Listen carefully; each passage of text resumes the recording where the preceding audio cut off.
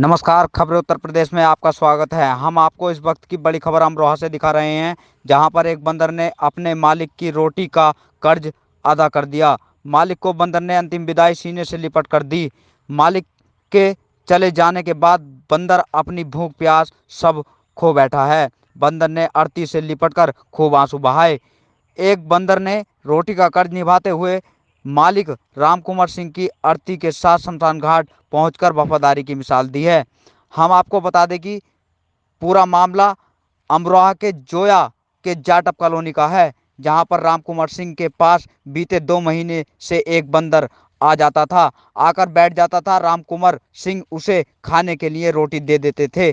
बंदर का उनके पास प्रतिदिन का आना हो गया। वह उनके पास आकर बैठ जाता और खाना खाने के बाद काफ़ी देर तक उनके साथ खेलता रहता। अचानक रामकुमार का निधन हो गया। पालतू जानवरों का इंसानों के प्रति इसने को अक्सर देखा जाता है, लेकिन 2 वक्त की रोटी देने वाले व्यक्ति से एक बंदर का लगाव इतना बढ़ गया कि उसके निधन के बाद वह भी गमगीन हो गया। सिर्फ अर्थी के पास दिन भर बैठा रहा, बल्कि अंतिम संस्कार के लिए तिगरी गया। वाहन में रखी अर्थी से लिपटकर जोया से तिगरी धाम तक पहुंचा। बंदर के इस प्रेम को देखकर लोग भी आश्चर्यचकित हो गए।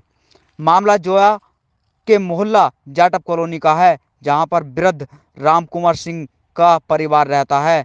2 महीने से एक बंदर उनके पास आकर बैठ जाता था। रामकुमार सिंह उसे खाने के लिए रोटी दे देते थे।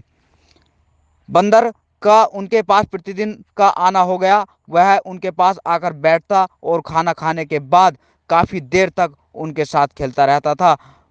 सुबह अचानक रामकुमार का निधन हो गया। खाना खाने पहुंचा बंदर तो सामने दिखी बुजुर्ग की अर्थी। बंदर लगभग 10 बजे खाना खाने घर पहुंचा तो वह लोगों की भीड़ भी बंदर ने भीतर जाकर अर्थी देखी तो उसके पास ही बैठ गया। स्थानीय लोगों ने बताया कि बंदर की आंखों में आंसू भी थे।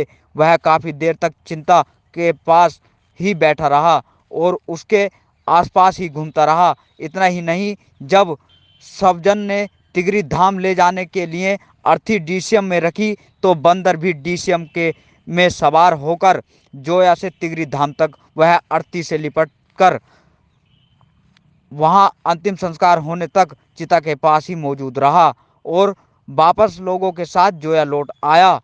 अब बुधवार को भी वह बंदर रामकुमार के घर ही मौजूद है। हैरत की बात यह है कि उनसे मंगलवार को भी कुछ नहीं खाया।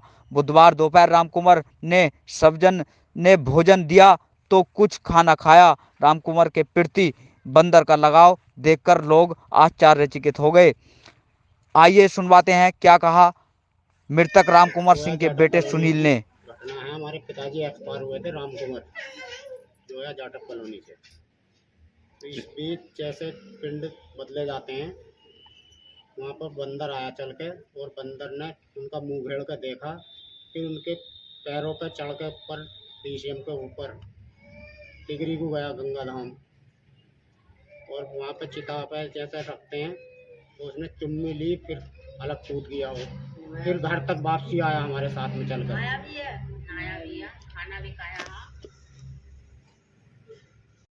इधर से गया हो और उधर से हमें घर छोड़ के हमारे घर लेट के और फिर वापस पहुंचा हो।